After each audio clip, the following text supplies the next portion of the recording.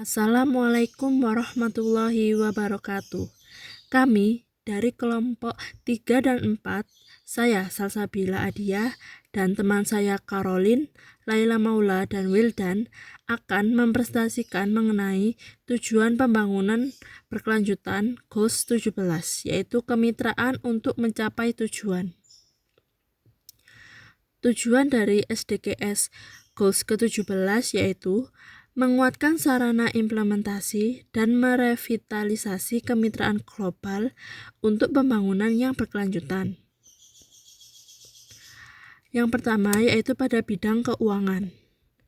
Target 17.1 yaitu menguatkan mobilisasi sumber daya domestik termasuk melalui bantuan internasional kepada negara-negara berkembang untuk meningkatkan kapasitas domestik dalam hal pajak dan pengumpulan pendapatan lainnya. Indikatornya yang pertama, total pendapatan pemerintah sebagai proporsi dari PDB. Indikator kedua, proporsi anggaran dalam negeri yang dibiayai oleh pajak dalam negeri. Target 17.2, negara-negara maju mengimplementasikan secara penuh komitmen ODA mereka, termasuk komitmen yang dibuat oleh banyak negara maju untuk mencapai target 0,7% dari ODA GNI bagi negara-negara berkembang dan 0,15 sampai 0,20% dari ODA GNI bagi negara-negara kurang berkembang. Pemberi ODA didorong untuk mempertimbangkan penetapan target untuk dapat memberikan setidaknya 0,20% dari ODA GNI kepada negara-negara kurang berkembang. Indikatornya, bantuan pembangunan resmi bersih, total, dan untuk negara-negara kurang berkembang sebagai bagian dari pendapatan nasional bruto atau GNI, donor dari organisasi untuk kerjasama ekonomi dan pembangunan. Target 17.3, memobilisasi tambahan sumber daya finansial untuk negara berkembang dari berbagai sumber. Indikatornya, penanaman modal asing langsung atau FDI, bantuan pembangunan resmi dan kerjasama selatan-selatan sebagai bagian dari total anggaran dalam negeri. Indikator yang kedua, volume pengiriman uang dalam dolar Amerika Serikat sebagai proporsi dari total PDB. Target 17.4, membangun negara berkembang dalam mencapai pengelolaan hutang jangka panjang yang berkelanjutan melalui kebijakan yang terkoordinir yang ditujukan untuk membantu perkembangan pendanaan hutang, penghapusan hutang, dan restrukturisasi hutang, sebagaimana layaknya dan mengatasi hutang dari negara miskin berhutang banyak untuk mengurangi beban hutang. Indikatornya, pelunasan utang sebagai bagian dari ekspor barang dan jasa. Target ke-17.5, mengadopsi dan mengimplementasikan regim yang mendukung investasi bagi negara kurang berkembang. Indikatornya, jumlah negara yang mengadopsi dan menerapkan rezim promosi investasi untuk negara kurang berkembang. Saya Caroline akan melanjutkan penjelasan dari saudari Salsabila. Yang selanjutnya adalah goals teknologi 17.6, yaitu memperbanyak kerjasama antara utara-selatan, selatan-selatan, dan segitiga regional serta internasional. Kerjasama tersebut meliputi akses terhadap sains, teknologi, informasi, dan inovasi untuk memperbanyak berbagi pengetahuan mengenai syarat yang disepakati bersama. Koordinasi yang lebih baik di antara mekanisme yang sudah ada, khususnya pada level PBB, dan melalui mekanisme fasilitas teknologi global. Selanjutnya adalah teknologi 17.7, mendukung perkembangan transfer, diseminasi, dan difusi teknologi ramah lingkungan kepada negara-negara berkembang dengan syarat lunak, termasuk syarat konsesi dan preferensial sebagaimana yang telah disepakati bersama. Selanjutnya, teknologi 17.8, secara penuh mengoperasionalisasi bank teknologi dan sains, mekanisme pengembangan kapasitas teknologi dan inovasi untuk negara kurang berkembang pada tahun 2017 dan memperbanyak penggunaan teknologi yang memungkinkan, terutama teknologi informasi dan komunikasi. Selanjutnya adalah goals pengembangan kapasitas. 17.9, yaitu meningkatkan dukungan internasional. Pentingnya dukungan internasional dalam proses pengimplementasian pengembangan kapasitas yang efektif dan mengena di negara-negara berkembang, dan untuk mendukung rencana nasional dalam proses pengimplementasian semua tujuan pembangunan berkelanjutan, termasuk melalui utara selatan, selatan-selatan, dan kerjasama segitiga. Selanjutnya adalah goals perdagangan. 17.10, mendorong sistem perdagangan multilateral yang universal berdasarkan aturan, non-diskriminatif, dan setara di bawah WTO, termasuk melalui konklusi negosiasi di bawah agenda pembangunan Doha. Perdagangan multilateral ini melibatkan lebih dari dua pihak dan menawarkan bentuk pasar yang efektif, adil, transparan, dan akuntabel.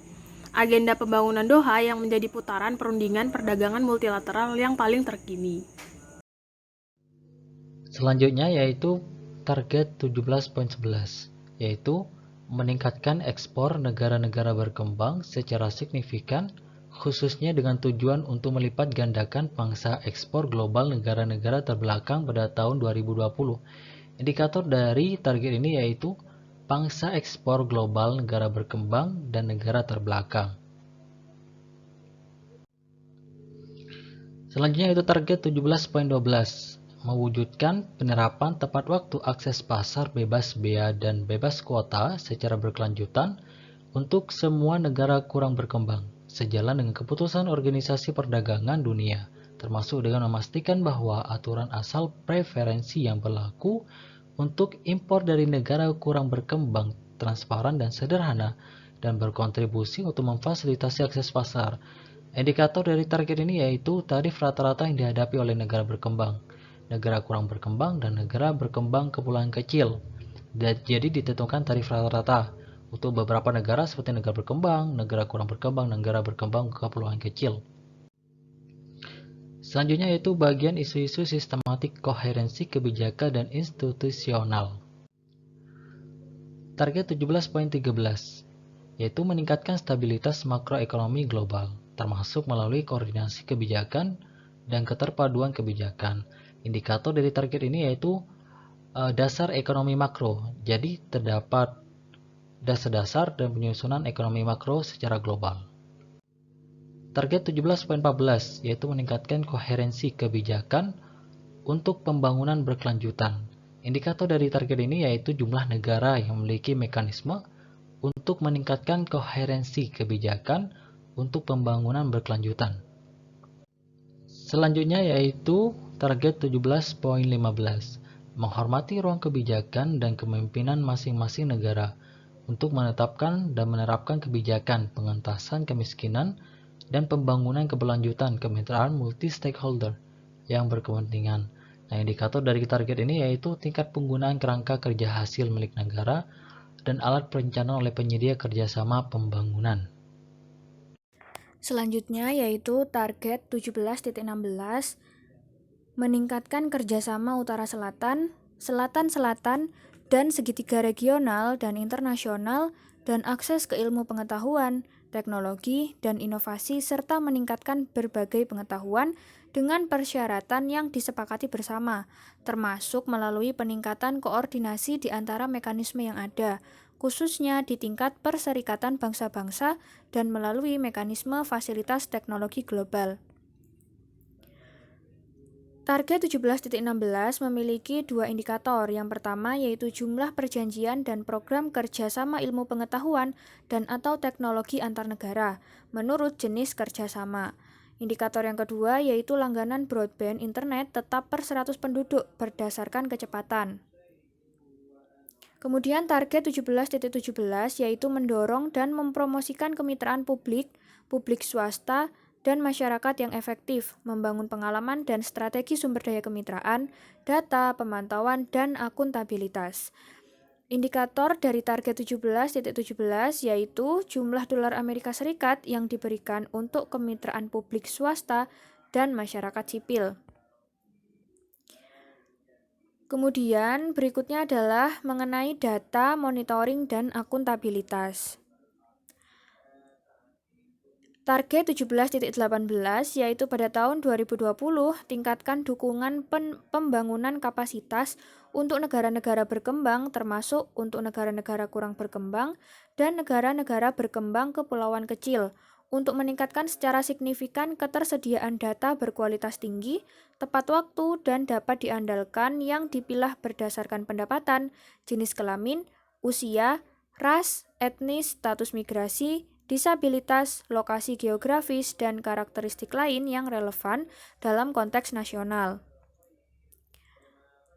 Terdapat 3 indikator pada target 17.18. Indikator yang pertama yaitu proporsi indikator pembangunan berkelanjutan yang dihasilkan di tingkat nasional dengan pemilahan penuh jika relevan dengan target, sesuai dengan prinsip dasar statistik resmi. Indikator yang kedua yaitu jumlah negara yang memiliki undang-undang statistik nasional yang sesuai dengan prinsip dasar statistik resmi. Dan indikator yang ketiga yaitu jumlah negara dengan rencana statistik nasional yang sepenuhnya didanai dan sedang dilaksanakan menurut sumber pendanaan. Yang terakhir yaitu target 17.19. Pada tahun 2030 membangun inisiatif yang ada untuk mengembangkan pengukuran kemajuan pembangunan berkelanjutan yang melengkapi produk domestik bruto dan mendukung pembangunan kapasitas statistik di negara-negara berkembang. Terdapat dua indikator. Yang pertama yaitu nilai dolar dari semua sumber daya yang tersedia untuk memperkuat kapasitas statistik di negara berkembang. Dan indikator yang kedua yaitu proporsi negara yang A. telah melakukan setidaknya 1 sensus penduduk dan perumahan dalam 10 tahun terakhir, dan B. telah mencapai 100% pencatatan kelahiran dan 80% pencatatan kematian. Sekian presentasi dari kelompok 3 dan 4. Terima kasih. Wassalamualaikum warahmatullahi wabarakatuh.